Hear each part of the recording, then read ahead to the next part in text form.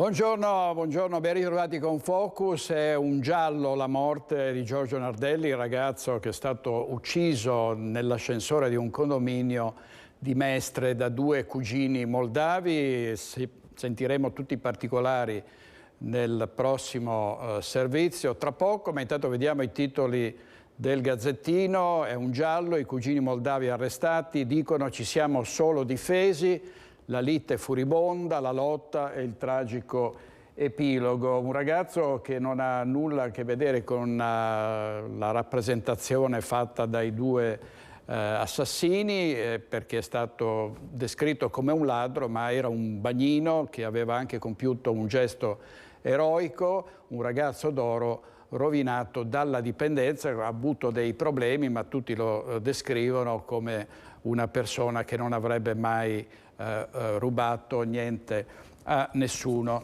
E a proposito di sicurezza, di furti, sarà un Ferragosto nel segno della difesa dei patrimoni e della incolumità delle persone. Questo Ferragosto il prefetto a Vicenza ha chiesto alle forze dell'ordine il potenziamento delle attività di controllo e il pattugliamento di tutta la provincia. Sentiamo Carlo Alberto Inghilleri.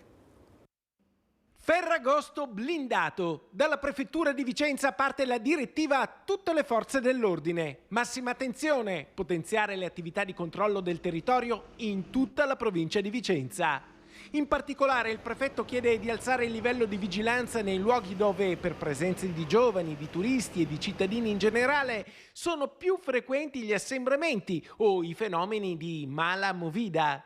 Viene richiesto ai sindaci di garantire la massima collaborazione con il supporto delle polizie locali per un maggior controllo delle principali arterie stradali, puntando anche al contrasto dell'abusivismo commerciale e sensibilizzando le protezioni civili per garantire servizi di soccorso e assistenza in caso di necessità.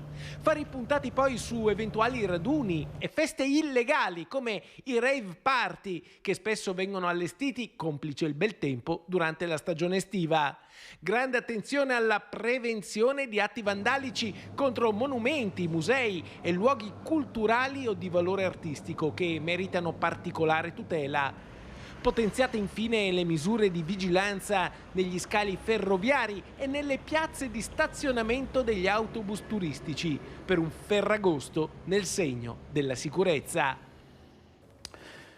E nel segno della sicurezza, anche per la presenza e l'arrivo di tantissimi migranti, continuano gli sbarchi a Lampedusa, continuano ad arrivare anche attraverso il confine con la Slovenia, e quindi c'è la massima attenzione.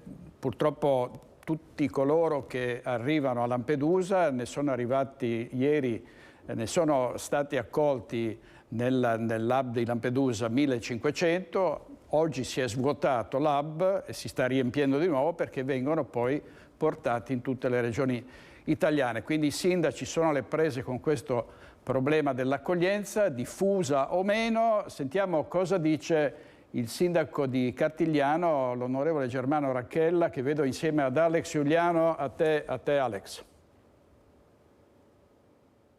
Un buongiorno allo studio, un buongiorno ai nostri telespettatori. Siamo in compagnia dell'onorevole Germano Racchella, sindaco di Cartigliano, per parlare di un tema di stretta attualità: accoglienza dei migranti. Il presidente di ANCI Veneto, Mario Conte, ha incontrato proprio di recente, da poche ore, i sindaci del territorio per andare a testare con mano la situazione, andare ad ascoltare la voce degli amministratori, capire le criticità, le possibilità. Sindaco Racchella, si esce da questo incontro che avete svolto in video chat con quali consapevolezze e con quali problematiche? Beh, Mario Conte innanzitutto lo ringrazio per aver organizzato questo incontro. Era un incontro aperto a tutte le forze politiche, perché a tutti i sindaci, non solo quelli Lega, ma a tutti, e abbiamo capito il perché è meglio un'accoglienza diffusa che qualche hub dove accogliere queste persone. La problematica è soltanto una, e ve lo dico da sindaco di un piccolo comune, che è quella che per dare dignità a questi migranti ed accoglierli non ci sarebbe nessun problema se avessimo gli spazi per farlo, ma purtroppo gli spazi non ci sono. Io sono andato dal prefetto assieme a altri 4 colleghi, c'era anche un rappresentante della Curia e il prefetto ha chiesto a ognuno di noi se avevamo spazi disponibili e di conseguenza lo chiedeva anche al rappresentante della Curia che gli diceva sì o no. In 5 sindaci nessuno, sia da parte dei comuni che della Curia, aveva eventualmente locali dignitosi dove sistemare questi ragazzi.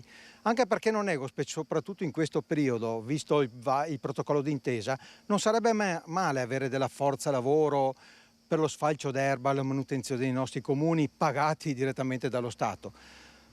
A questo punto non saprei come Cartigliano dove ospitare questi ragazzi. Noi a Cartigliano, ripeto, abbiamo già una famiglia dal 2011 in un nostro appartamento, una famiglia di 6 persone e naturalmente non possiamo mandare via loro per metterne dentro altri perché lasceremo per la strada 2 adulti e 4 bambini. A Cartigliano, in chiusura, proprio per far fede a quello che diceva adesso il sindaco, si è lanciata anche un'iniziativa alla ricerca di volenterosi, insomma, che possano fare appunto lavori di manodopera e quant'altro. Questo come sta andando? La ricerca di persone, diciamo, interessate a questi piccoli lavoretti? Beh, le dico la verità, anche perché noi con i voucher INPS, uno che si rendeva disponibile ci prendeva 9 euro, in un tempo naturalmente limitato, in questa emergenza dello sfalcio d'erba. Speravo avere più risposte, invece abbiamo avuto soltanto 3 risposte, 2 universitari e un anziano. Le porte sono sempre aperte, le difficoltà nello sfalcio erba per tutti i comuni in questo periodo sono veramente un'emergenza, dunque io faccio ancora un appello ai cartiglianesi, a chi vuole dare una mano, perché questa è educazione civica, mantenere bene il proprio paese, di farsi avanti. Noi ci siamo e vi ricordo, 9 euro all'ora non è cosa da poco. Allora, con il sindaco di Cartigliano, l'onorevole Germano Racchella, è tutto. Noi continueremo chiaramente a raccogliere la voce degli amministratori del territorio, perché sulla questione migranti, o meglio la questione accoglienza migranti, resta una partita aperta, una partita in fase di sviluppo. Da Cartigliano è tutto, restituiamo una linea allo studio. Grazie molte, grazie al sindaco e ad Alex Giuliano. Torniamo a Vicenza perché è stato scoperto un vero e proprio arsenale dai poliziotti della questura che hanno proceduto al sequestro cautelare di 34 fucili, 3 pistole, 15 baionette, 2 pugnali, 2 daghe e 1064 munizioni. Gli agenti sono intervenuti in una palazzina del capoluogo berico dove era in corso una violenta lite tra vicini di casa. Il provvedimento di sequestro si è reso necessario a seguito degli interventi effettuati dalle pattuglie della squadra volanti dopo che erano pervenute numerose segnalazioni alla centrale operativa della questura con le quali veniva riferita in maniera preoccupata che da alcuni mesi era in atto un contenzioso per il mancato rispetto dei confini della proprietà. Lo scopo di questi provvedimenti amministrativi di ritiro delle armi, ha detto il questore Paolo Sartori, è quello di prevenire un'escalation di violenza tra soggetti in conflitto tra loro con possibile utilizzo delle armi in modo da evitare che si possano verificare vere e proprie tragedie a cui ormai stiamo facendo in qualche modo l'abitudine perché vediamo persone armate di macete che feriscono altre persone sui treni. Abbiamo visto l'uccisione della 61enne di Rovereto da parte di un uomo, un extracomunitario, che l'ha uccisa a pugni in testa in un parco pubblico, e sono casi di violenza che si registrano un po' ovunque, soprattutto nelle città più degradate, e tra queste c'è Mestre. Ieri abbiamo dato la notizia della morte di un giovane, Lorenzo Nardelli di Salzano, trovato morto in un ascensore di un condominio di questa città. Ci sono importanti novità dal punto di vista delle indagini, tra queste il fatto che sembrava all'inizio un tentato furto andato male, ma poi si è visto che poteva esserci ben altro, e in particolare la novità è che Nardelli e i suoi assassini non si conoscevano. Vediamo il servizio di Anna Maria Parisi. Un bravo ragazzo, viene descritto così da chi lo conosceva Lorenzo Nardelli, il 32enne del milanese assassinato a Mestre nel vano scale del condominio di via Rampa Cavalcavia 9 nella notte a cavallo tra mercoledì e giovedì scorso. Un passato certamente segnato dalla droga e difficile il suo, ma riscattato dalla voglia di riprendersi in mano la vita, come quando nel 2021 ne è pure salvata una, quella di un bimbo che ha rischiato di annegare nella spiaggia di Jesolo. Non si sa ancora con certezza cosa sia accaduto la notte del suo assassinio. L'unica certezza al momento è che i due cugini, per mano dei quali è morto, gli operai di origine moldava Radu e Marin Rusu, di 32 e 35 anni, sono stati arrestati con l'accusa di omicidio volontario. Domani l'udienza di convalida davanti al GIP Alberto Scaramuzza, oggi l'autopsia sul corpo di Lorenzo Nardelli. Intanto il PM incaricato dell'inchiesta, Stefano Buccini, avrebbe già avuto i primi riscontri sull'esame dei cellulari di vittima ed indagati. Da questi si evince che i tre non si conoscevano e non c'erano stati contatti prima dell'altra sera, quando è scoppiata la rissa con esito mortale. Dalle registrazioni emergono anche 2 chiamate di uno dei 2 cugini arrestati, Marin, al 112. Nella prima chiede l'intervento delle forze dell'ordine mentre sarebbe in corso la fase iniziale della colluttazione, con i militari che gli dicono che è già in arrivo, su altra segnalazione, la polizia. Con la seconda, invece, chiede l'invio di un'ambulanza mentre è nell'ascensore. Telefonata estremamente confusa, da cui, si è appreso, si capisce molto poco, anche perché Marin, in Italia da poco, ha difficoltà di lingua. I 6 due cugini continuano a sostenere la tesi della legittima difesa per un tentato furto nel loro appartamento da parte della vittima con altri 2 presunti complici che si sarebbero dati alla fuga, non lasciando alcuna traccia del loro passaggio. Gli investigatori non credono alla versione del furto finita in tragedia e stanno lavorando per cercare un'altra verità, tra cui anche l'ipotesi di un possibile regolamento di conti. Il servizio di Anna Maria Parisi è un vero e proprio giallo. Stasera nel nostro telegiornale avremo anche le testimonianze raccolte da Nicola Marcato a Salzano, il paese in cui viveva la vittima di questo omicidio, e tutti lo stanno descrivendo come una persona che non avrebbe mai compiuto furti o altri reati. Andiamo a Schio, dove continuano un po' in tutto il Veneto le truffe agli anziani, e a Schio si sono ripetute delle truffe telefoniche in pochissimi giorni. Schio. 3 tentativi di truffe telefoniche ai danni di residenti anziani sono andati a vuoto nei giorni scorsi. L'ultimo nel pomeriggio di ieri ha visto colpito una pensionata che ha ricevuto una chiamata da uno sconosciuto. L'uomo asseriva che un familiare della donna era coinvolto in un incidente stradale e si trovava in stato di fermo in un ufficio di polizia. Per poterlo rilasciare, alla donna era stato richiesto di mettere a disposizione denaro o alcuni oggetti di valore. La donna invece ha contattato un conoscente che ha immediatamente chiamato il numero di emergenza 112. Sempre i carabinieri della compagnia di Schio avevano già ricevuto nei giorni scorsi segnalazioni simili da altre 2 persone anziane che hanno descritto il tentativo di truffa avvenuto con le stesse modalità. Fortunatamente in tutti i casi le persone si sono difese da sole, avvalendosi dei consigli che l'Arma ha diffuso periodicamente nella campagna di prevenzione contro le truffe telefoniche, chiedendo infine aiuto al 112. A Torri di Quartesolo, nel Vicentino, polemiche per un investimento deciso dal comune di Torri, dal sindaco Diego Marchioro, per attrezzare una piazzola dove si sono sistemati dei nomadi. Vediamo. Una bomba politica esplode a Torri di Quartesolo, motivo del contendere un investimento da 25.000 euro con cui il sindaco annuncia di voler attrezzare la piazzola occupata da 20 anni dai nomadi. Investiamo 25.000 euro sostanzialmente per piazzare 2 bagni e chiudere l'ingresso da via Savona. Diego Marchioro detta le priorità della sua azione politica sul tema nomadi, sintetizzate dalle 3 I: igiene, istruzione e immobili. Igiene, istruzione per i ragazzi e un'educazione a gestirsi uno spazio abitativo migliore di questo, perché la prospettiva è di mandarli nelle case. Insomma, l'obiettivo è portare questi nomadi che da anni vivono nella piazzola vicino alla tangenziale ad avere una sistemazione definitiva. Chiariamo, non è che entrino in case del comune, ci sono le graduatorie per le case popolari. Per avere diritto a entrare in graduatoria della casa popolare bisogna essere residenti, diciamo, fissi da almeno 5 anni. Questi hanno una iscrizione all'anagrafe da un anno a questa parte, non prima, e quindi ci sono altri 4 anni perché per loro prima di 4 anni non possono entrare nei graduatori ATER.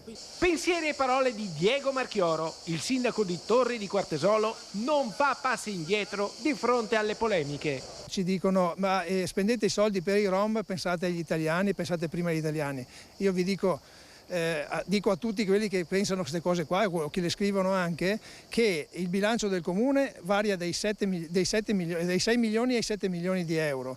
Stiamo spendendo per un anno solo, una tantum, 25.000 euro, che rappresenta lo 0,34% del bilancio. Il resto naturalmente è speso per tutti quanti, per tutti i cittadini. Andiamo a Trieste, dove abbiamo la redazione triestina di Tele4, che fa parte di Media Nord-Est, una televisione importante del Friuli Venezia Giulia, anzi quella storica con 40 anni di vita, che il nostro editore Filippo Giannakopoulos ha rilevato e rilanciato qualche anno fa, e parliamo anche lì tante notizie di cronaca nera. Una guardia giurata ha subito un'aggressione la scorsa notte nei pressi del Silos di Trieste mentre era di turno, nessuna ferita per l'operatore, che ha intimato a un soggetto di abbandonare l'area, ricevendo di tutta risposta una reazione violenta. Vediamo il servizio e poi il commento del sindaco Roberto Di Piazza, che ha suscitato polemiche. Vediamo. La zona del Silos continua a far parlare di sé, rendendo movimentata la nottata anche a una guardia giurata dell'agenzia STS, stabilimento triestino di sorveglianza. L'operatore della ditta, notando un soggetto sostare in una proprietà privata nei pressi della stazione, ha proceduto con l'allontanamento dello stesso, che però ha reagito scagliandosi contro la guardia giurata e verso la vettura di servizio. Durante il giro ispettivo di ronda, svolto dalla nostra guardia particolare giurata, si è ritrovato davanti questa persona, la quale ha cominciato, diciamo, a non voler ascoltare le indicazioni appunto dell'operatore, perché naturalmente l'operatore ha l'obbligo di allontanare queste persone all'interno della struttura. Per evitare eventuali problematiche ha continuato il suo giro di ronda, avvisando poi tempestivamente la nostra centrale operativa. Si è accorto che questa persona lo stava seguendo, quindi di fatto poi è successo quello che è successo. C'è stato un tentativo di aggressione. La guardia, per fortuna, grazie anche alla sua professionalità, ha evitato che la sua stessa persona venisse aggredita, però di fatto abbiamo avuto dei danni alla vettura di servizio e quant'altro. Poi questa persona è stata, diciamo, si è allontanata di sua spontanea volontà. Fortunatamente il bilancio della vicenda si è limitato al danneggiamento della vettura dell'agenzia, con l'aggressore che poi si è dato alla fuga. L'operatore di fatto porta con sé un'arma da fuoco, ma in quel frangente non ha ritenuto fosse il caso di estrarla. L'arma non è stata estratta in questo frangente, anche perché l'operatore, la guardia in questo caso, per fortuna non ha ritenuto necessario farlo. Per estrarre l'arma bisogna sempre stare molto attenti e non è, diciamo, ci sono situazioni molto particolari e per fortuna estremamente remote in questo caso, quindi diciamo che la guardia si è comportata molto bene, perché di fatto ha evitato una situazione che poteva, diciamo, peggiorare e degenerare.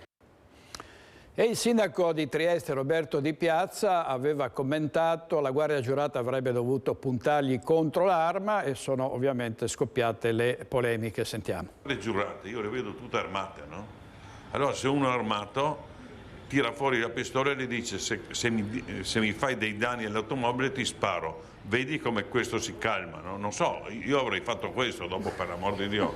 Io mi auguro che il sindaco non abbia un'arma, se questa è la sua idea dell'arma.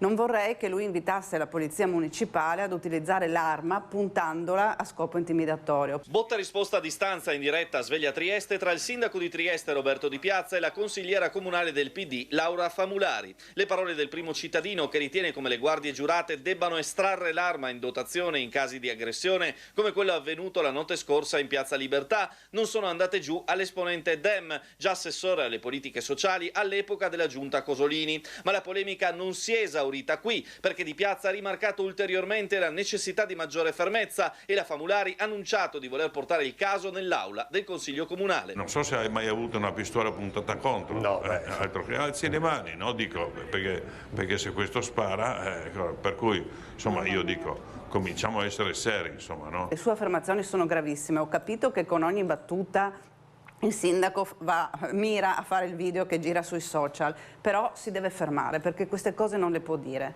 Questa è una cosa gravissima, l'utilizzo dell'arma a scopo intimidatorio. Mi dispiace, questa cosa arriverà in Consiglio Comunale.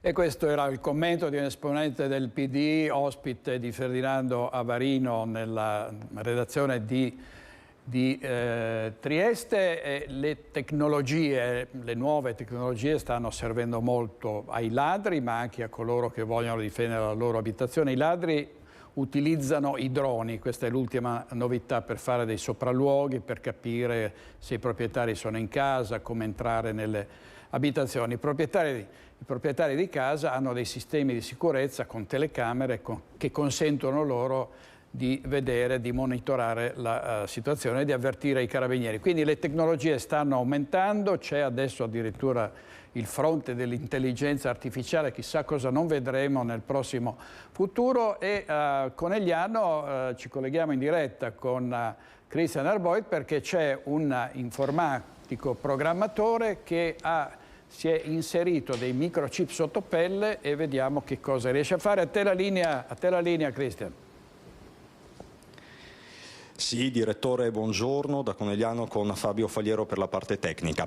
Iniziamo da qui. Questa è la radiografia del signor Gianni Donadel. È la mano destra, questa radiografia è stata fatta nella giornata di ieri e come vedi c'è questo quadratino, questo rettangolino in realtà che si vede molto bene. Qui si vede ancora meglio in questa radiografia perché appunto come dicevi il signor Donadel che è qui con noi si è fatto installare, impiantare sotto pelle nel corso degli anni quanti microchip? 4 in tutti, 3 su questa mano e questo qui sulla destra. Questo qui serve per pagare, è di 3 centimetri, molto grande, mentre nel 2016 il primo che ho fatto installare è questo qui, un NFC, e nel 2017 mio amico Riccardo, un tatuatore, lo si installa con questa siringa, si vede anche qui, viene infilata sotto pelle ed esce questo qui poco più grande, insomma un paio di chicchi di riso. E questo qui è il microchip. Quindi non è piccolissimo, in realtà è più di un chicco di riso. Sì, è un po' di più, sì. Quindi alcuni se li è fatti impiantare da un tatuatore, altri invece ci è voluto il medico. Sì, questo qui è stato necessario un medico perché bisogna tagliare, scavare, fare un po' di spazio e poi inserire. Questo qui è una carta di credito, la stessa tecnologia delle contactless che ci sono nelle carte di credito, mentre questi qui che uso per aprire le porte, la tecnologia è l'RFID, che sono le stesse che abbiamo nei badge in azienda. Quindi di fatto lei tutte queste card ce le ha sotto pelle? Sì, le ha sotto pelle, io posso uscire di casa senza chiavi e senza portamonete e posso pagare e posso aprire le porte. E fra poco ve lo mostreremo, direttore. Posso sentire la sua mano? Sì, prego.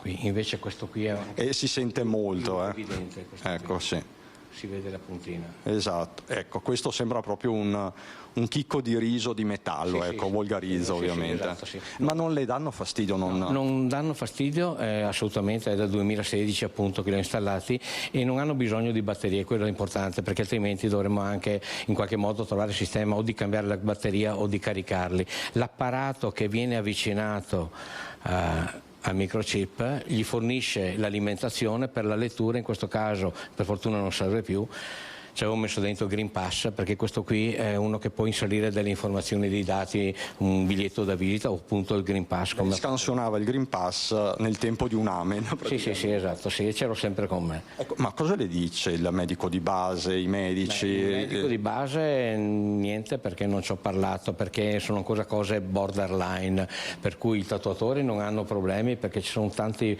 personaggi che si fanno installare cose simili, calamite, luci, cose a livello ludico, che non hanno un utilizzo pratico come invece riesco a fare io.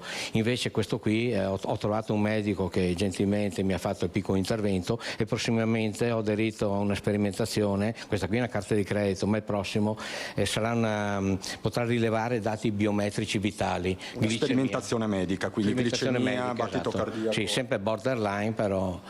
Borderline significa illegale? No, non illegale, diciamo, qualcuno deve farlo, deve provarsi, qualcuno deve uscire dal branco, andare controcorrente. Si sente un po' una cavia o no? Sì, direi di sì, perché... Cavia consapevole? Cavia consapevole, sì, come faccio anche quando installo la beta del mio iPhone, l'ultima versione, so che ho dei problemi di instabilità, ma lo accetto, l'ho fatto consapevolmente. Allora, signor Donadel, ci mostri un'altra sua funzione, un'altra sua applicazione. A questo punto devo utilizzare questo termine. Direttore, ti chiedo proprio un minuto, ma è davvero impressionante quello che vedrete per certi versi, o comunque non è così comune. Siamo all'interno dell'azienda dove lavora il signor Donadel, consulente finanziario di lungo corso, consulente informatico, ovviamente appassionato di informatica. Adesso un attimo solo, signor Donadel ci mostra questa sua funzione. Allora ci allontaniamo un metro. Per aprire la porta non è necessario appunto avvicinare nessun badge, è sufficiente che avvicino la mano e qui la porta si apre. E lei, diciamo così, aiuta anche i colleghi che se lo dimenticano a casa. Sì, esatto, e che mi chiedono prestami il badge, in realtà io posso dirgli ti apro la porta, però prestartelo diventerebbe un po' difficile. Ecco, direttore, questa è un'app umana sostanzialmente, lei ci sente un'app umana? Sì, una cavia dai, diciamo. Ma che le dice il suo nipote anche? Mio nipote quando mi tiene per mano lo sente, perché si sente toccandolo qua, dice sento il tuo bottone magico, e vuole installarlo anche lui, però deve aspettare che la mano gli diventi un po' più grande, ha solo 8 anni. Io continuo a toccare, me ne dispiaccio, ma veramente è impressionante, direttore, questa cosa. Ma allora, facciamo un passettino indietro. La scorsa settimana a livello nazionale era uscita la storia del primo ragazzo italiano che si era fatto installare questa tecnologia sotto pelle, un ragazzo di Brescia. E invece lei di fatto è stato il primo, tra i primi nel 2016. Per la carta di credito 2016 e 2021 assolutamente il primo, e qui uno dei primi, c'era un mio amico americano che però vive in Italia che se l'era già fatto installare. Diciamo, avevo tenuto un profilo basso, però quando poi adesso è venuta fuori questa notizia qualcuno ha sparso la voce, perché lo utilizzo dal punto di vista pratico, non dal punto di vista ludico, per far vedere le luci che si accendono sotto pelle o le calamite, è una cosa utile, insomma. Diciamo che lei non passa inosservato, soprattutto quando va a fare la spesa. Cosa le è successo? Vari episodi. Quando ho l'orologio sulla sinistra mi chiedono di avvicinare la mano sinistra e non la mano destra, quindi dicono probabilmente ti stai sbagliando. Un'altra volta che ero così senza niente, ho pagato, mi hanno portato dal direttore, perché pur essendo uscito lo scontrino correttamente validato dicevano non è possibile, è successo qualcosa, e poi abbiamo chiarito una volta che ho spiegato. Ma anche ieri dal medico che ho fatto quella lastra, prima mi ha chiesto se mi ero rotto la mano, poi mi ha chiesto di che dolori soffrissi, e quando gliel'ho chiesto mi ha detto forse non sei proprio anche del tutto a posto. E quindi ha disposto altri accertamenti, glielo chiedo. Quando ho fatto col mio monoruota, sono caduto, ho fatto una lastra, un altro medico mi ha detto ma lei si è operato la mano? Ho detto no, ma è certo, sì, ma cos'è che hai? Perché vedo delle cose, gli ho chiesto ma cosa possono essere dei microchip? Sì, allora qualcuno me li ha installati di nascosto, perché la lastra si vedeva, quindi ci scherziamo almeno con i medici. Ma comunque diciamo, anche prima fuori microfono mi ha detto io sono sano. Sì, di mente. Cristian, volevo sapere se ci possono essere dei problemi. Un utilizzo veramente pratico, apro le porte, pago, non lo dimentico. Sì. E poi do anche una mano a qualcuno. Certo, direttore dimmi tutto. No, dicevo, se ci possono essere dei problemi in aeroporto, no? Quando c'è anche gente che ha il bypass e quando passa sotto alla sicurezza viene fermata. Mi chiede il direttore Bacciali da studio, lei ha problemi quando va all'aeroporto, cosa succede? All'aeroporto nel varco principale no, qualche volta chiedo io alle guardie di provare con quello manuale, allora alzando molto la sensibilità cominciano a sentirlo, diversamente neanche gli antitaccheggio quando passo non suonano, perché dal punto di vista di privacy io non temo di essere tracciato, perché il lettore che dovesse leggermi questi sensori dovrebbe essere posizionato a pochi centimetri. La privacy invece è un problema con questi apparati, perché questi ce l'abbiamo sempre con noi, se usciamo di casa senza torniamo a prenderlo e questo ci traccia tutto il percorso della giornata. Tantissime app, quasi tutte sono per default geolocalizzate, per cui alla sera uno può vedere esattamente dove è stato e qualcuno ha i nostri dati. Quindi è molto peggio il telefonino? Assolutamente, andrebbe fatta formazione, soprattutto sui giovani che li vediamo sempre col telefono in mano, ma non hanno manualità, ma non hanno consapevolezza di quello che è questo strumento. Qua dentro abbiamo la nostra vita, le foto che abbiamo fatto, i messaggi che ci siamo scambiati, il codice di protezione dovrebbe essere robusto e andrebbe fatta un po' di formazione maggiore, anzi. Un po' più di consapevolezza sullo strumento. Allora, direttore, mi pare davvero una storia straordinaria per certi versi, più unica che rara. È la normalità? Per me è la normalità. Anche per i suoi familiari? Sì, anche per i familiari. Qui in azienda dove si vive di tecnologia abbiamo dei cobot, dei robot collaborativi, quindi è una cosa quotidiana, è una cosa normale. Lei diciamo è già entrato nell'era 4.0 da mo'? Sì, decisamente, per passione. Allora, grazie signora Donadella, davvero grazie per questa sua testimonianza, per averci messo la faccia, insomma grazie. Direttore, con Fabio Fagliero da Conegliano ti restituisco la linea. Grazie Cristian, complimenti al dottor Donadella. La tecnologia viene apprezzata da un lato, viene disprezzata dall'altro, soprattutto da coloro che vengono multati dagli autovelox e come vi abbiamo raccontato ieri una bomba ha fatto saltare uno degli autovelox di Cadoneghe dove sono state comminate 24.000 multe in pochi mesi. Il sindaco Marco Schiesaro, che poi sentiremo in un servizio di Chiara Gaiani, realizzato questa mattina, dice qui servono, li rimetteremo, ed ha proceduto anche a sporgere denuncia per quell'attentato. La tecnologia, dicevo, serve anche ai ladri, c'è chi utilizza i droni, il presidente dell'associazione Furti in Corso, Cristian Demma, ridimensiona, dice non tutti, adesso non è così utilizzato, ma nel frattempo insiste con la provocazione del cartello antiladri di cui vi abbiamo parlato in questi giorni. Vediamo il servizio.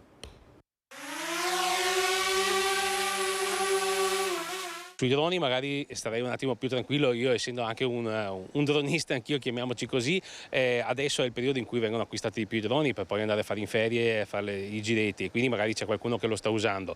Poi da lì ad oggi non c'è ancora una certezza che qualcuno li usi per fare uno sopralluogo, perché ci vorrebbero anche degli strumenti di droni importanti per vedere l'infrarosso, per vedere dentro le case, insomma. Mai dire mai, ma quella del drone al momento attuale appare più come una suggestione che un'ipotesi concreta. La stessa associazione Furti in Corso finora non ha avuto segnalazioni di raid ladreschi preceduti da sopralluoghi aerei. Non riesco a vedere la mappatura della casa con un drone comprato diciamo online o anche di buona qualità, ci vogliono cose particolari, quindi direi che su quello magari stiamo un po' più tranquilli. Che ci sia un'escalation di furti incredibile lo stiamo dicendo veramente da tanto, è penso l'estate peggio che potesse essere in questi ultimi tempi, e quindi attenzione veramente a tutto. Demma, che torna anche sul cartello antiladri presentato per la prima volta alla nostra emittente, è diventato un caso a livello nazionale. Quello è un articolo che prevede il codice di procedura penale, però ovviamente ci sono, come ho sempre detto, 1000 sfaccettature, quindi devo essere in grado di gestire la situazione. Ovvio che se sono da solo e sono 3, meglio che sto chiuso in casa e non faccio altro, e quindi chiamo chi di dovere delle forze dell'ordine, come sempre bisogna fare, però se c'è una situazione che me lo permette e posso dare una mano alle forze dell'ordine, perché no, mettere in atto con le dovute maniere, senza rischiare nulla, però mi raccomando, perché non dobbiamo rischiare la nostra vita e le nostre famiglie per arrestare ipoteticamente un ladro che, possiamo dirlo, il giorno dopo è fuori. C'è stato un tragico schianto ieri sera in A4 nei pressi di Villorba, è morto un 26enne di Bassano del Grappa, un amico che era in auto con lui è rimasto ferito. Un impatto violentissimo contro il Garray, forse a causa della velocità. È morto così Giampaolo Lunardon, 26 anni, viaggiava con un amico rimasto ferito in direzione Belluno ieri sera poco dopo le 21:30. La Renault Clio, lungo la A27, aveva appena sorpassato il casello di Treviso Nord, quando ad un tratto ha sbandato andando a schiantarsi per poi ribaltarsi. Una fuoriuscita autonoma sulla quale gli uomini della stradale stanno cercando di fare luce. L'amico è stato soccorso e portato in ospedale da un'ambulanza del 118. Per estrarre Giampaolo dalle lamiere è servito l'intervento dei vigili del fuoco. Per il giovane purtroppo non c'era già più nulla da fare.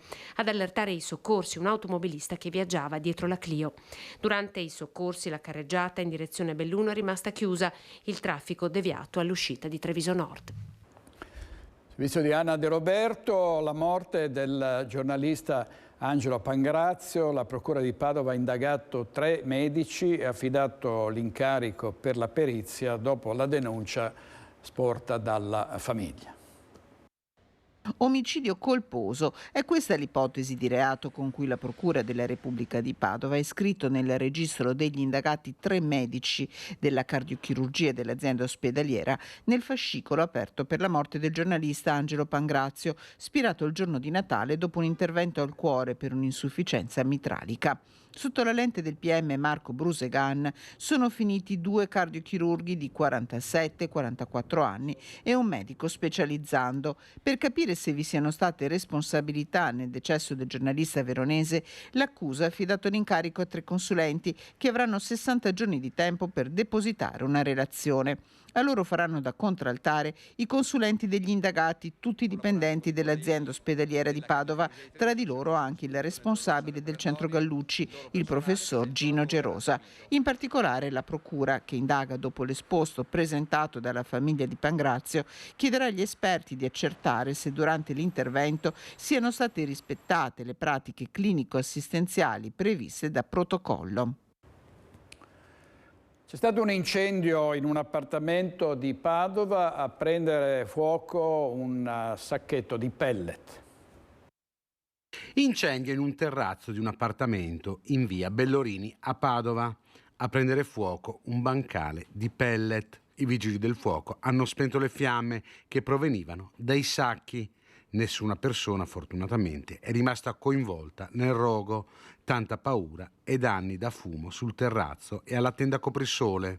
Al vaglio dei pompieri, intervenuti sul posto, le cause del rogo. C'è stato un incendio anche a Veggiano ieri, in fiamme un cassone di rifiuti. Sono in corso indagini da parte dei vigili del fuoco intervenuti sul posto per capire le cause dell'incendio di un cassone di rifiuti posizionato in via Lissaro nel comune di Veggiano. Sul posto hanno lavorato i pompieri arrivati da Padova con un'autopompa, un'autobotte e 7 operatori. Dopo aver spento le fiamme, l'incendio è stato posto sotto controllo con la schiuma all'interno del cassone.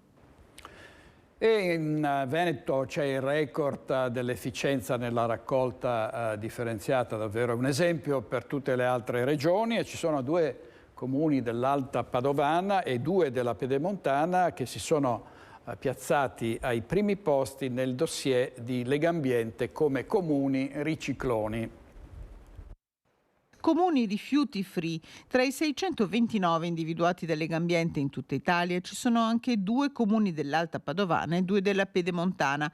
Parliamo di Campodoro, che ha raggiunto l'80,7% pro capite di raccolta differenziata all'anno, seguito da Nove, che arriva al 78,5%, Colceresa 77,8% e infine Santa Giustina in Colle al 74,7%. Un ottimo risultato nel segno della sostenibilità ambientale che premia anche il Consiglio di Bacino Brenta per i rifiuti, che si piazza al 15° posto in Italia, 4º tra i consorzi veneti, primo però in base al numero di abitanti serviti, quasi 600.000. E intanto la Guardia di Finanza di Venezia ha confiscato beni e disponibilità finanziarie per oltre 30 milioni di euro ad una società condannata per una vasta frode all'IVA nel commercio di carburanti. Sentiamo Filippo Fois. Il volume complessivo di carburante oggetto di questa truffa è di oltre 270 milioni di litri di benzina, tra benzina e gasolio, per oltre 300 milioni di euro di fatturato. In tutto, insomma, parliamo di più di 30 milioni di IVA evasa. Sono numeri clamorosi, quelli emersi dall'indagine della Guardia di Finanza di Venezia, che ha portato alla scoperta e allo smantellamento di un'associazione a delinquere dedita all'evasione dell'IVA nel settore dei carburanti. Una frode condotta attraverso l'utilizzo di fatture per operazioni inesistenti e di fittizi crediti d'imposta. L'indagine è partita proprio dall'analisi del mercato dei carburanti che evidenziava che talune pompe avevano dei prezzi non in linea con l'andamento del mercato. Andando a ricostruire la filiera si è visto che questo appunto era derivato dalla speculazione sull'IVA evasa. L'organizzazione con base a Roma faceva arrivare al porto di Venezia il carburante acquistato all'estero.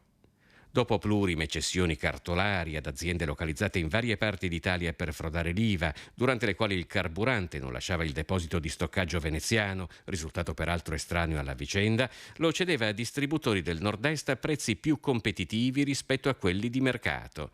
Partita nel 2019, l'indagine è arrivata a sentenza definitiva. Oltre alla confisca per oltre 30 milioni di euro, c'è stata una doppia condanna.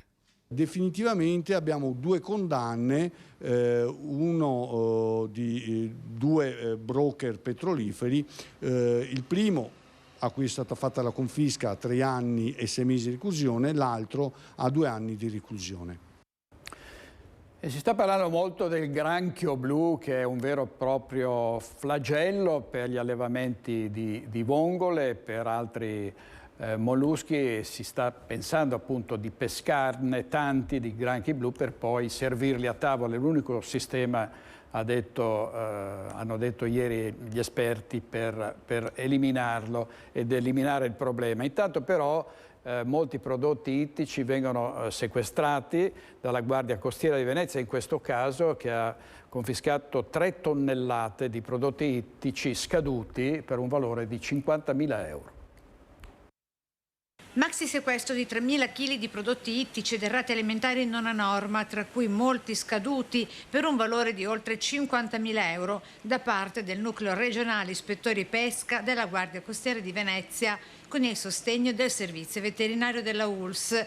Il sequestro nella mattinata odierna nella provincia di Padova presso uno stabilimento all'Ingrosso è adibito anche come deposito frigorifero. Il prodotto ittico e alimentare in questione è stato sottoposto a sequestro amministrativo e contestualmente conferito ai fini dello smaltimento su richiesta della parte con oneri e spese a carico dell'interessato. La Guardia Costiera proseguirà senza interruzione, fa sapere, le proprie attività di vigilanza a tutela del consumatore e delle risorse ittiche attraverso una costante presenza sul territorio. Servizio di Anna Maria Parisi, andiamo in pubblicità, poi torniamo con Focus TG, con servizi e collegamenti in diretta dalle nostre province. A tra poco.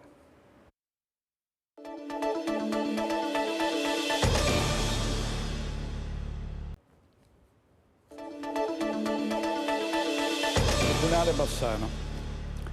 Allora andiamo a Bassano del Grappa, dove da tempo si auspica che apra il Tribunale della Pedemontana. Il sottosegretario alla Giustizia Ostellari è arrivato tante volte nella città del Ponte degli Alpini per rassicurare i cittadini che il Tribunale sarebbe stato riaperto presto, e adesso in effetti c'è un'accelerazione. Vediamo le ultime notizie al riguardo. 6 mesi.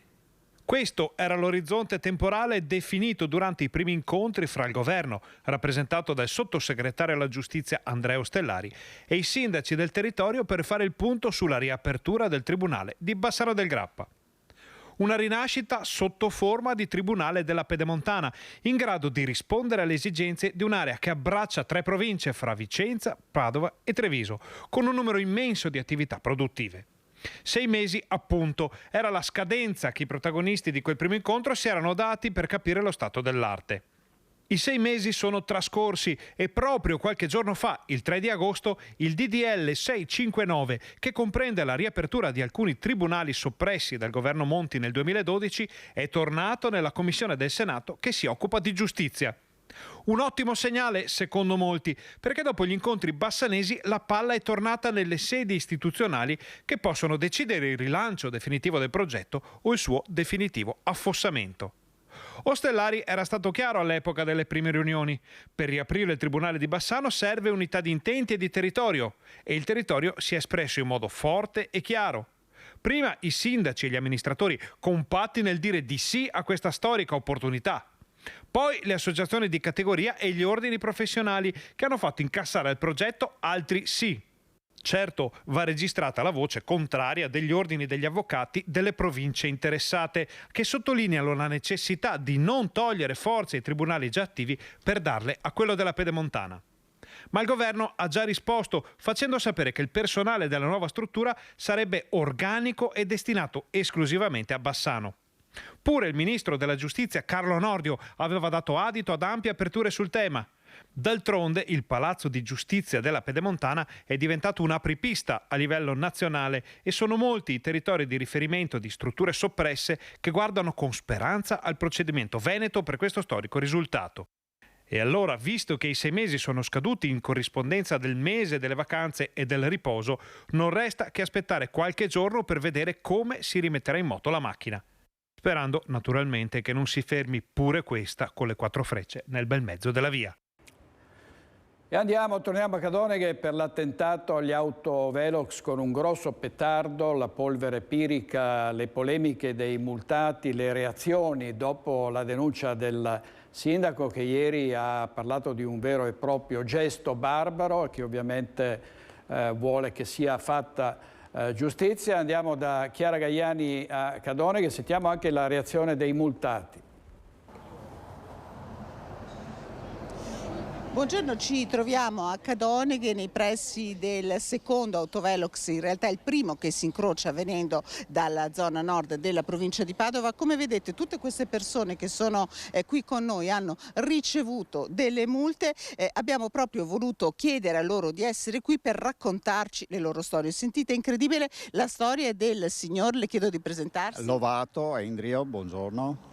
Sua moglie in realtà, quante ne ha prese? Sì, ne ha prese 14, si prevede che siano anche 15 perché ogni giorno fa questa strada per andare al lavoro con una macchina con una cubo a metano, dunque non è un'auto che corre forte, insomma, ecco, mi sembra strano che abbia preso tutte queste multe ogni giorno, insomma, ecco. A quanto è arrivato di ammontare? Ha fatto un calcolo? Non abbiamo fatto il calcolo ancora perché si prevede, ha lavorato qui 15-16 giorni, pensiamo che siano insomma sui 15-16 multe che arrivano. Ecco. Grazie, sentiamo questo signore, lei quante multe ha collezionato? Io sono uno dei più fortunati, probabilmente ne ho preso solamente 4, di cui 3 il 26-27 e una il 30 di giugno. Ecco, lei è un pirata che corre velocissimo in auto? Beh, evidentemente sì, perché se io ho preso 4 multe vuol dire che sono reputato un pericolo per la strada. A che velocità è stato sanzionato? Allora, calcolando la differenza di 5 km/h a 56, quindi 56 meno 5, 51, quindi la mia sanzione è stata calcolata a 51 all'ora. Il suo nome? Andrea Rossi. Di dov'è? Di Cadoneghe? No, io sono residente all'Arcella. Ecco, allora proseguiamo. L'Arcello è una frazione di Padova, chiediamo anche a lei di presentarsi. Maso Massimo, ne ho prese 3 dopo le 10 di sera, quindi con la maggiorazione sono circa 700 euro più 9 punti. È venuto fuori il discorso del ritiro patente per troppe multe. Alla fine io li ho presi in 20 minuti, non sono di Cadoneghe, ho i figli a Vigo d'Arzere e quindi insomma mi sono trovato in questa situazione. Lei le ha già pagate? No, chiaro che non le pago e difatti siamo qua per cercare di capire come muoversi, perché capisco quando uno fa un errore che succede in strada, soprattutto insomma se uno è abituato a stare in macchina. Ma 3 errori in 20 minuti senza poter risolverlo o comunque correggere l'errore, uno si trova dopo 1 mese e mezzo a essere quasi senza patente e avere 700 euro in meno a ridosso delle ferie. Ecco, un caso pazzesco. Interrompiamo un attimo perché chiediamo a Marco Carmignotto, che è stato anche multato, ma lei così ha pensato da cittadino di cercare di farsi da portavoce, ha creato un gruppo WhatsApp. Quanti siete adesso? Adesso siamo in 250, è nato appunto perché abbiamo segnalato tante volte al comune di avere un incontro. E addirittura siamo andati a parlare oggi con la responsabile della sala stampa, ha detto che non ha mai ricevuto niente. E l'unica maniera era creare un gruppo e avere una forza maggiore per essere sentiti. Adesso sembra che ci sia qualcosa di concreto, speriamo. Chiedete un incontro al sindaco, quindi lo chiedete anche dai nostri microfoni. Penso che sia legittimo, abbiamo bisogno di un aiuto da lui, non chiediamo cose strane, è un gruppo educato, civile, e chiediamo solo un incontro con lui, che si renda conto del problema che è sorto. Tra l'altro noi ci eravamo anche sentiti ieri una condanna ferma di quanto è accaduto al Velox. Allora noi ci asteniamo da gesti del genere, non c'entriamo niente, noi vogliamo solo fare presente che questa secondo noi non è prevenzione. Questa non è prevenzione, agire in questa maniera non è prevenzione. Ecco, chiudo chiedendo a questi due signori che hanno, guardate, la collezione di multe. Allora chiedo al signore il suo nome. Sì, io mi chiamo Paolo. Le ha ricevute, le ha già pagate tutte, quanto ha pagato? Per un totale di, fino adesso, sono 300 euro di multe già pagate. Nel giro di 3 giorni ne ho pagate esattamente 6. Di cui altrettante 2 mi arriveranno prossimamente perché devono essere ancora notificate, da quello che mi è stato detto dal comandante della polizia locale. Chiediamo anche alla signora, anche lei, a tutte queste belle bustine verdi. 5 finora, prese tutte a giugno in 5 giorni. Io ho un'invalidità del 76% per una forma grave di artrite che mi prende le gambe, quindi io di solito uso il bastone. Figuratevi in macchina come sfreccio, infatti le ho prese 51, 52. Nello stesso giorno per portare mio figlio all'esame orale di terza media e tornare a casa, 2 volte, il giorno dopo per vedere i risultati un'altra volta. Ecco, chiediamo a Michele Schiavo, che è consigliere comunale di opposizione, lei è stato contattato da parecchie aziende. Purtroppo sì, ed è forse notizia di questo giorno che ci sono aziende, piccole aziende, non grandi aziende, ma hanno da pagare 12.000, 15.000 euro di multe, e che ci starebbe anche, ma è l'affidare i numeri, i punti, no, della patente che vengono tolti a degli autisti, quindi lui si trova con mancanza di personale di svolgere il servizio che svolgeva normalmente, insomma, quindi è assurda veramente questa scelta di porre l'autovelox. Lasciamo stare i limiti perché si scatenerebbe altre cose, ma proprio l'installazione dell'autovelox è sbagliata. Ecco, un'ultima domanda e poi chiudiamo. So che vi stiamo rubando parecchio tempo. Lei è un residente, Gianni. Sì, ha preso anche lei una multa? Sì, una multa 52 km all'ora. Ecco, sappiamo come il sindaco continua a dire che questa è una strada pericolosa, è necessario mettere il limite perché c'è questo eccesso di velocità. Cosa dice? Il limite, il minimo sarebbe 70 all'ora, 50 all'ora è una cosa fuori di testa su una strada così col traffico. E non mi ricordo tutti questi incidenti che lui ha detto di queste auto che volano nei giardini, dei bambini che camminano per la statale con le maestre, veramente una cosa assurda. Allora noi ovviamente andremo a verificare tutto questo, io ringrazio tutte le persone che sono arrivate, se ne stanno anche aggiungendo in questi minuti, vi chiedo davvero, insomma noi cercheremo di continuare a restare su questo tema, sappiamo che ci sono in programma anche delle riunioni nei prossimi giorni, ringrazio per la collaborazione tecnica Cristian Rocchi Allende, da Cadone che restituisco la linea allo studio. Grazie molte a Chiara Gaiani e ne abbiamo parlato ieri sera dell'attentato all'autovelox ma anche dei migranti, abbiamo parlato anche della spedizione punitiva a casa del pirata della strada che ha investito e ucciso un 14enne a Negrar di Valpolicella. Sentiamo cosa ha detto ieri sera Marzio Favero, consigliere regionale della Lega, che era tra gli ospiti. Vediamo, tra l'altro è stato sindaco di Montebelluna. Sentiamo. No, è sempre il volume, scusi professore, non la sentiamo, se può attivarlo. Ecco, adesso, il volume è attivato. Ecco, adesso sì, va bene. Allora, spiego il perché non sono d'accordo con Caon. Intanto permettetemi di esprimere le condoglianze alla famiglia che ha perso un ragazzino, Chris, nel fiore dell'età. Credo spetti al magistrato accertare le responsabilità dell'automobilista. Di certo non è accettabile che un gruppo di persone faccia azioni dimostrative che violano il senso della legge, che è il rifiuto della faida. Così come è inaccettabile che in un sistema democratico qualcuno pensi di usare l'esplosivo per far saltare un dispositivo del controllo del traffico, anche qualora quel dispositivo fosse stato usato impropriamente. Vi sono altre vie per confrontarsi con le autorità cittadine.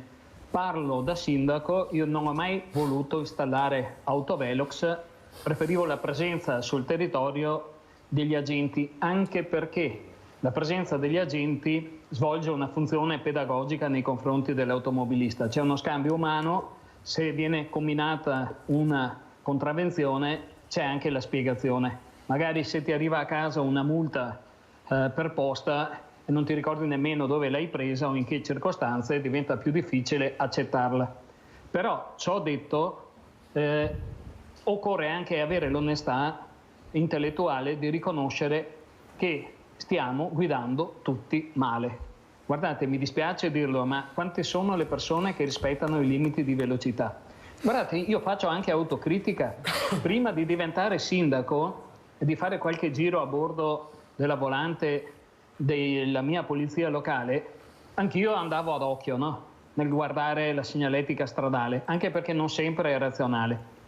Però è altrettanto vero che se qualcuno ha posto dei segnali mettendo dei limiti, forse ci sono delle spiegazioni. Gli agenti, nel fare il giro della città di Montebelluna, mi spiegavano perché, per esempio, vi fossero dei punti con la velocità a 50, altri a 70, dipendeva per esempio dal numero di accessi laterali alle strade. Non dimentichiamoci che uno dei drammi del Veneto è che abbiamo un sistema viario che è un'impostazione dei primi del Novecento, quando si andava via in calesse, mentre oggi abbiamo un numero imponente di autoveicoli, molto spesso anche pesanti, perché poi non abbiamo una rete infrastrutturale adeguata a sopportare il carico del traffico veicolare, o non sempre. Allora, dovremo anche sottoporre noi stessi a un po' più di disciplina. Oggi l'Organizzazione Mondiale della Sanità ha certificato che la causa principale di incidenti stradali è l'uso improprio del cellulare. Attenzione, anche da parte di chi ha auto di ultima generazione, quindi potrebbe tranquillamente usare il viva voce. Dai che con l'autovelox fermi quelli col cellulare in mano, dai! Per accertare, mi perdoni, io non l'ho interrotta, per accertare quanto vi sto dicendo, credo basti fermarsi un attimo lungo un marciapiede e controllare quante persone passano tenendo in mano il cellulare, che è una causa di distrazione enorme. Per quanto riguarda gli autovelox, ripeto, anch'io sono contrario a un uso smodato degli autovelox e come tutti gli automobilisti non li amo. Però bisogna avere anche l'onestà intellettuale, come dicevo prima, di riconoscere che se ti arriva una multa a 70 all'ora, che andavi a 70 all'ora, in una via dove c'è il cartello di 50, forse una piccola componente di responsabilità ce l'hai anche tu come guidatore dell'auto. La verità è che viviamo in un contesto storico dove i diritti soggettivi stanno prevalendo sui diritti oggettivi. I diritti oggettivi sono stabiliti dalle leggi scritte. I diritti soggettivi sono le legittime pretese che hanno le persone di poter, nel rispetto del diritto oggettivo, fare le cose che ritengono migliori. Allora, noi stiamo invertendo il rapporto. Oggi il diritto soggettivo tende a prevalere sul diritto oggettivo. Io desidero correre forte perché ho un macchinone e quindi anche se è scritto che c'è il limite di velocità di 50 all'ora, io vado a 80.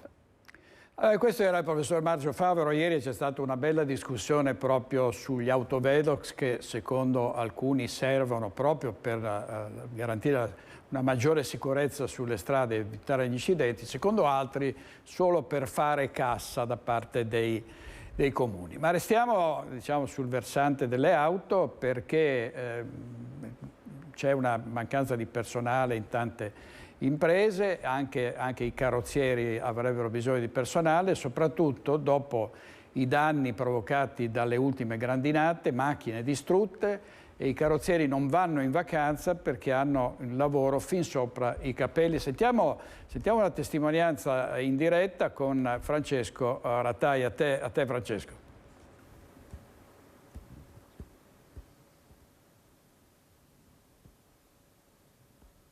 Vai.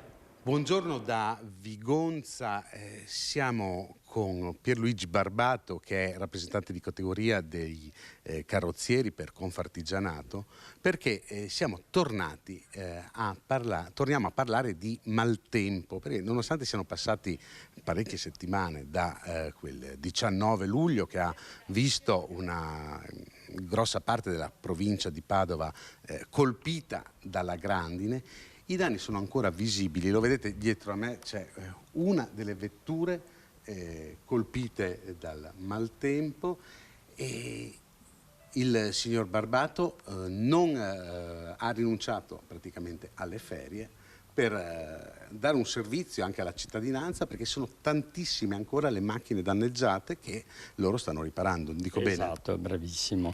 Sì, stiamo cercando di dare una risposta anche ai nostri clienti, in maniera che abbiano la possibilità di muoversi con le macchine, perché con i cristalli rotti non si può circolare, perché diventa pericoloso, fa parte praticamente di quella che è la sicurezza delle auto, e quindi è importantissimo prima mettere in sicurezza per poter far circolare le auto.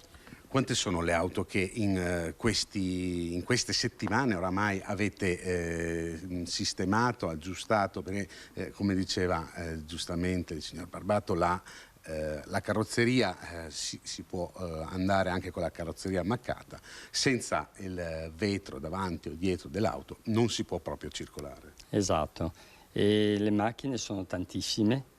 Non le ho quantificate perché continuiamo a dare intanto una risposta per poter sistemare la parte di sicurezza, perché poi ci sarà la parte di riparazione per quanto riguarda la carrozzeria.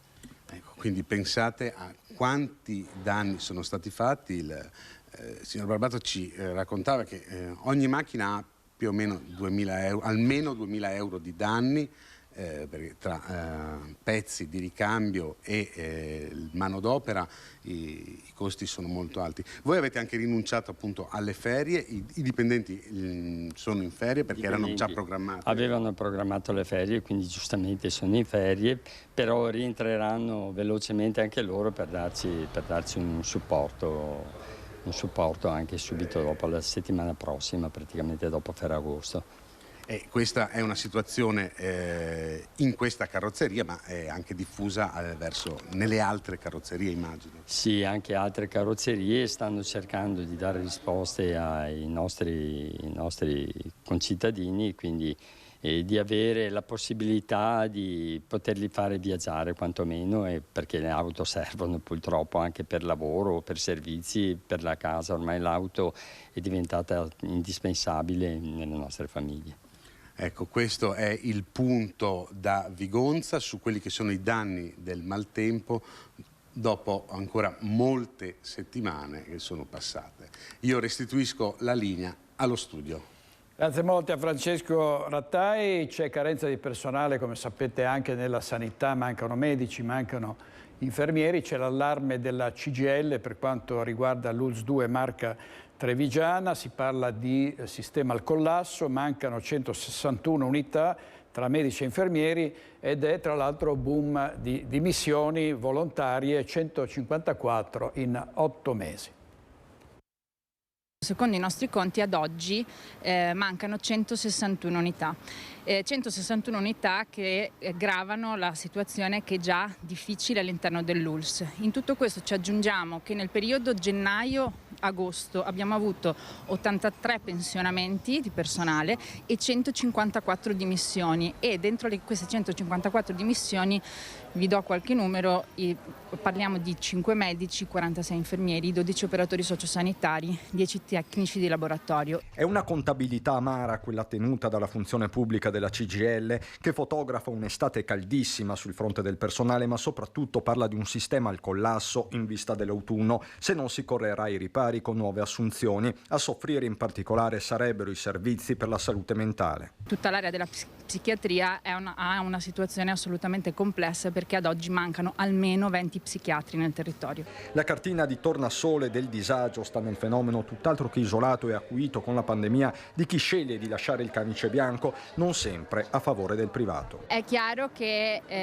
il numero delle dimissioni che noi abbiamo registrato negli ultimi 2 anni ci ha dato e ci dà continuamente un grande campanello d'allarme, perché molti professionisti se ne vanno proprio perché non sono più nella condizione di gestire i turni e avere i tempi di vita, i tempi di lavoro che possono essere concilianti. Non è sempre detto che chi molla il pubblico vada a lavorare poi nel privato. In realtà ce ne sono molti che ci hanno raccontato che loro la professione hanno deciso di non esercitarla più perché sono arrivati all'esasperazione. Credo che anche dentro ad una dinamica strettamente organizzativa di che cosa succede all'interno della nostra ULSS sia opportuno fare una riflessione tutti insieme. Riflessione interna quindi, ma soprattutto nuove risorse per il Fondo Sanitario Nazionale e una nuova stagione di contrattazione collettiva nella pubblica amministrazione. Infine un messaggio a Venezia. Chiediamo alla Regione di sbloccare i tetti di spesa per poter assumere e dare in realtà linfa vitale alle ULSS, che sono un presidio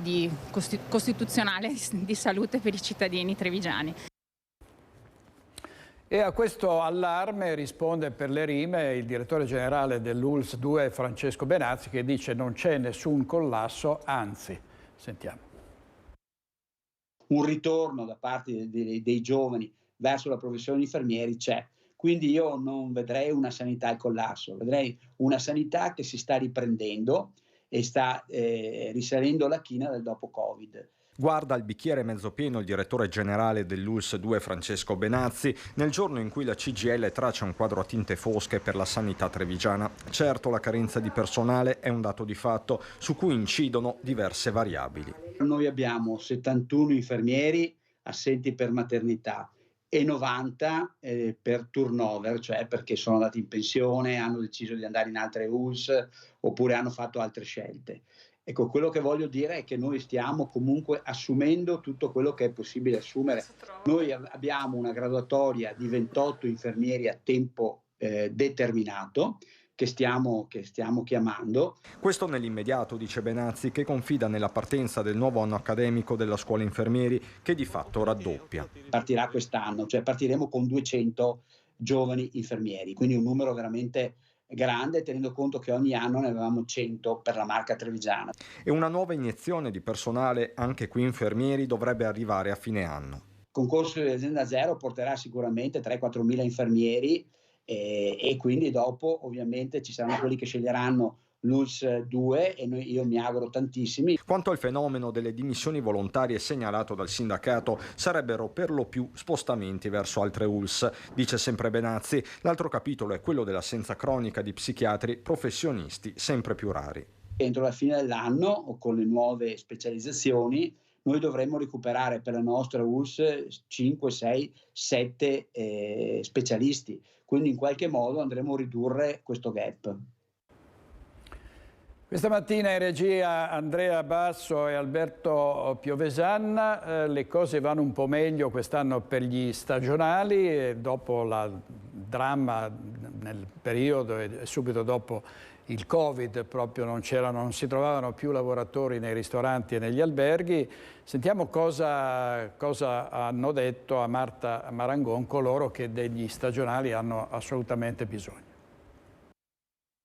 Siamo borderline, nel senso che non siamo più in un'emergenza drammatica dove dovevamo tenere le camere chiuse perché non avevamo il personale che era in grado di gestirle. Ritornano gli stagionali dopo i tagli al reddito di cittadinanza? È la domanda che in molti, specie nel settore del turismo, si stanno ponendo in questi giorni. Dopo un lungo periodo di carenza di personale che ha messo in crisi non poche strutture, il problema si è ridimensionato. C'entra il taglio al reddito di cittadinanza scattato dal 1° agosto ma annunciato da mesi dal governo? Pare che la risposta sia ni, almeno per il Veneto, dove i numeri di percettori di reddito occupabili sono comunque limitati.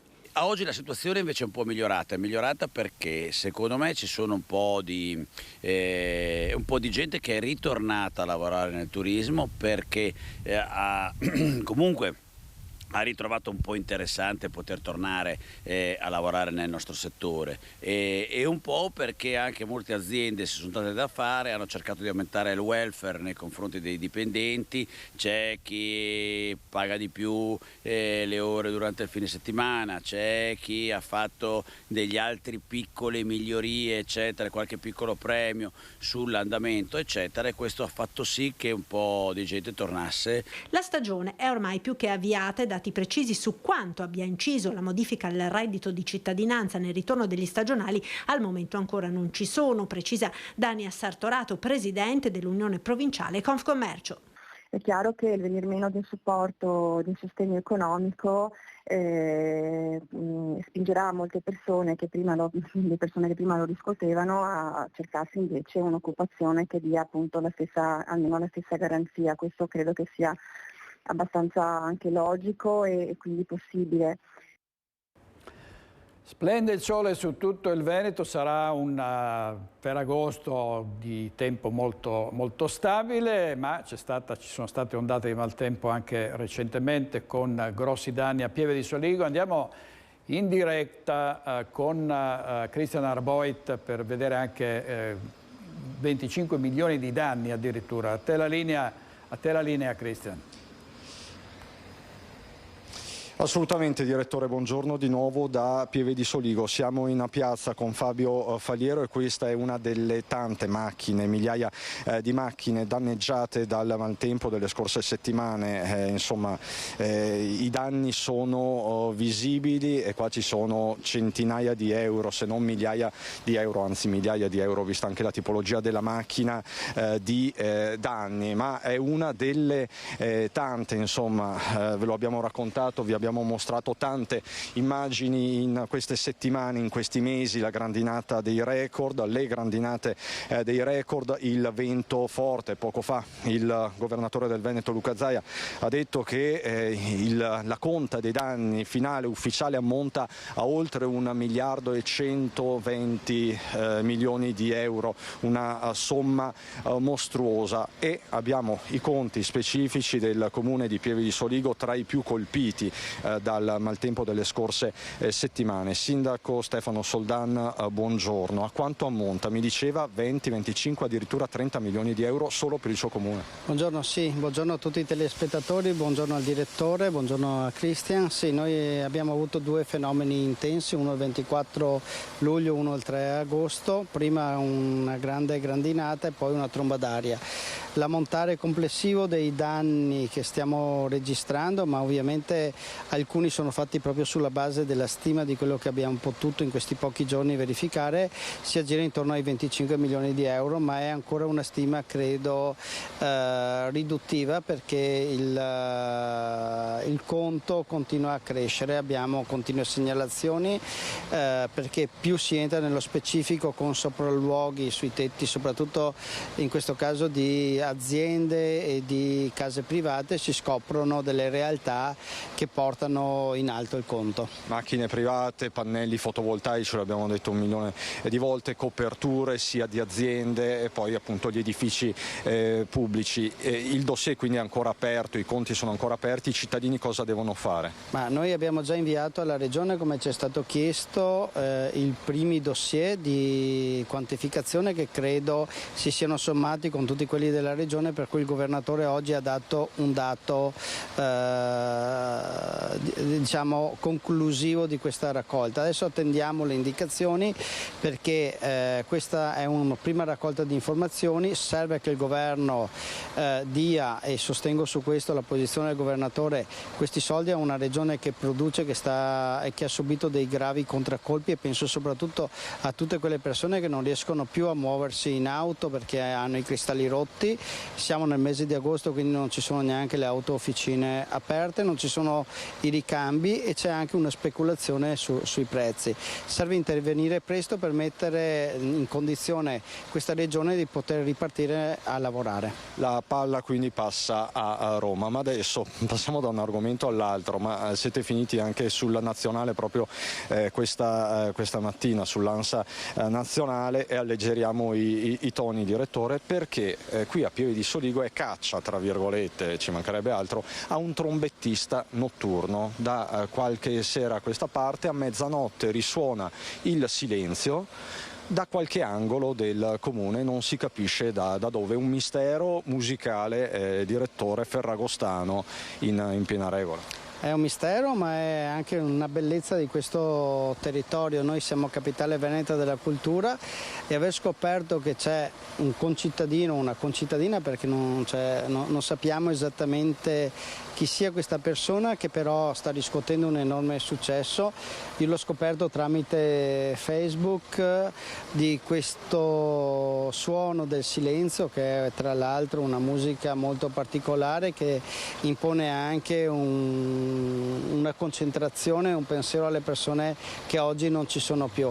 Questa persona ha fatto una scelta particolare, vedo che sulle indicazioni e le richieste dei cittadini a orari sfalsati, perché probabilmente non vuole essere riconosciuta, va a suonare questo silenzio, per cui intanto la ringrazio perché ha portato, dopo queste settimane di tragedia, di difficoltà, una nota di positività in un territorio che deve sempre guardare alla vita e al futuro. Ma qualcuno dà fastidio, visto che è mezzanotte? No, non ho sentito nessuno che si è lamentato, anzi anche inaspettatamente, perché devo dire è un caso particolare in cui un trombettista non dia fastidio di notte. Forse c'è una sensibilità che è cambiata e ripeto, benvengano questi tipi di iniziative e di manifestazioni. La musica è vita, la musica è paesaggio e siamo all'interno di un territorio che ha bisogno anche di queste cose. Allora con Fabio Faliero magari ci mettiamo alla caccia di questo trombettista o trombettista, insomma lo capiremo, vediamo. Lei non ha un identikit proprio sicuro, non sa chi è? Se lo sapessi ve l'avrei anche detto. Credo che più rimanga segreto, più mantenga e accresca questo fascino. Un giorno, quando avrò solo il piacere di capire il perché ha iniziato questa cosa, ma lo devo ringraziare perché ha donato spensieratezza e gioia a questo paese e alle comunità vicine. Diciamo che con un conto che supera abbondantemente i 25 milioni di euro forse è il momento della leggerezza anche. Quindi grazie Sindaco Stefano Soldan, puntuale come sempre. Insomma, continua questo sogno musicale di una notte di mezza estate a Pieve di Soligo. Direttore, con Fabio Faliero ti restituisco la linea da Pieve di Soligo. Grazie Cristian, molto suggestiva questa storia, il Bansky della musica, no? Il trombettista fantasma che Arboit lo trova allo Scova di sicuro, perché è un noto segugio. Allora vediamo invece, torniamo al mondo del lavoro, carenza di personale ma anche tante aziende che sono in grosse difficoltà. La storica Forgialluminio di Pedavena licenzia con un messaggino inviato dall'agenzia da un'agenzia prima della pausa estiva. Per diversi lavoratori, tutti precari e over 55, il futuro appare molto difficile. Abbiamo delle lavoratrici che lavorano in quell'azienda da quasi 20 mesi e quindi attendevano il prossimo novembre per avere un contratto a tempo indeterminato, che si vedono invece recapitare il solito messaggino dall'agenzia di somministrazione in cui gli viene comunicato che purtroppo l'azienda non rinnoverà, non prorogherà il rapporto di lavoro. Ci risiamo come lo scorso anno alla Epta Costan e poi alla Videndum di Feltre, alla Idro e in tante altre ancora. Questa volta è la Forgialluminio di Pedavena, 200 dipendenti circa, ad informare i precari prossimi al rinnovo del prossimo contratto finalmente a tempo indeterminato che per loro non c'è più spazio in azienda. La denuncia è della FIOM CGIL di Belluno con il suo segretario Stefano Bona. La causa è sempre la stessa, il presunto calo di volumi che rende incerta la ripresa dopo le ferie estive. Tocca alle agenzie di somministrazione comunicare la notizia con un freddo e impersonale messaggino che questa volta ha raggiunto per lo più donne over 55 che difficilmente potranno ricavarsi un altro spazio nuovo da qui alla pensione. Qui il tema è una lavoratrice che per 20 mesi è rimasta in forza in un'azienda che è sempre andata bene perché il Forgialluminio non ha mai fatto la cassa integrazione. È stata per più volte prorogato il suo rapporto di lavoro a dimostrazione del fatto che aveva una professionalità, una competenza. Oggi solo perché calano gli ordinativi è la prima a pagare. E poi ci sono le storie personali che un messaggino non può certamente intercettare, un'aspettativa di vita che non si può programmare. E una di queste lavoratrici aveva appena stipulato un mutuo con tutte le difficoltà che deve aver avuto, perché fare un mutuo quando lavoro in somministrazione non è facile, e quindi oggi si ritrovano con un'indennità di disoccupazione che raggiunge a malapena i 900 euro e senza una prospettiva di rioccupazione certa, perché il mercato del metalmeccanico oggi è in difficoltà. Molte aziende hanno la cassa integrazione ordinaria aperta e quindi la ripresa di settembre non sarà sicuramente una ripresa forte. La narrazione della formazione per il ricollocamento è rimasta tale. La domanda legittima per tutti è: chi mi prende a lavorare a questa età? Le ex lavoratrici dell'ACC, al di là della narrazione, no, che in provincia di Belluno c'è lavoro per tutti, alla fine poi le aziende assumono chi vogliono loro, le condizioni che vogliono loro, e una donna che ha superato i 50 anni, che magari ha delle difficoltà dovute al lavoro che ha svolto fino ad allora, non è molto appetibile sul mercato. Servizio di Tiziana Bolognani, e da Belluno andiamo a Vicenza perché il comitato Anconetta ha pochi giorni per fare le osservazioni sul progetto di allungamento della tangenziale est. Andiamo subito a sentire Daniele Garbini in diretta. A te Daniele. Sì, buongiorno, grazie della linea. Siamo a Vicenza, siamo nel quartiere Anconetta. C'è un'importante novità per quanto riguarda la viabilità. Con me Roberto Cattano del comitato Anconetta Futuro, il portavoce. Perché? Perché sembra che sia sbloccato finalmente il progetto di prolungamento della bretella di via Aldo Moro. Consentirebbe ad Anconetta di alleggerire circa del 40% tutto il traffico pesante diretto a nord. Ecco, è importante questo annuncio, Roberto? Beh, intanto non sembra. È certo che questo progetto andrà a buon fine entro il 2027. L'assessore Spiller chiede una proroga e sicuramente finirà verso il 2028, ma è importante che venga fatta questa bretellina. Sono troppi anni che la stiamo aspettando ed è arrivato il momento di dire si farà. Ecco, è un po' l'annuncio di questa amministrazione che ha lavorato tanto, però ha anche ricevuto l'eredità di chi ha fatto il lavoro precedentemente. Beh, sicuramente il progetto nasce e i soldi vengono fuori dalla presente amministrazione, senza voler far polemica. È chiaro che è stato un lavoro svolto negli anni precedenti dell'amministrazione Rucco, e che ha portato a casa questo progetto che, ripeto, era parecchi anni, parlo di 20-30 anni, che si stava parlando del prolungamento, che sono circa 2 chilometri, di questa bretellina che urge per la zona di Anconetta. Ecco, diciamo che in questa fase è proprio il momento di presentare le osservazioni. È stato sempre definito il punto di inizio e fine, ma non si sapeva esattamente quale fosse il tracciato. Ci sono delle imprecisioni, qualcosa che andrà puntualizzato secondo lei? Ma sicuramente sì, guardi, io da quello che sento ci sono più di qualche osservazione su questo progetto. Sicuramente ci sarà da discutere, da parlarne, però parlo personalmente, io sono dell'avviso che si deve fare, in un modo o nell'altro, ma si deve fare questo prolungamento perché serve non solo per Anconetta ma per tutto il traffico che arriva dalla Postumia. Ecco, allora quindi sicuramente ne parleremo ancora, Roberto, intanto la salutiamo. Beh, io spero che se ne parlerà ancora e sicuramente vedrete che noi come Anconetta Futura siamo sul pezzo e faremo quello che si deve fare per salvaguardare tutte quelle che sono le problematiche della nostra zona. Ecco, per il momento allora concludiamo qui e restituiamo la linea allo studio. Grazie molto a Daniele Garbina. Andiamo in pubblicità un break di un minuto e poi torniamo con Focus TG. State con noi, grazie.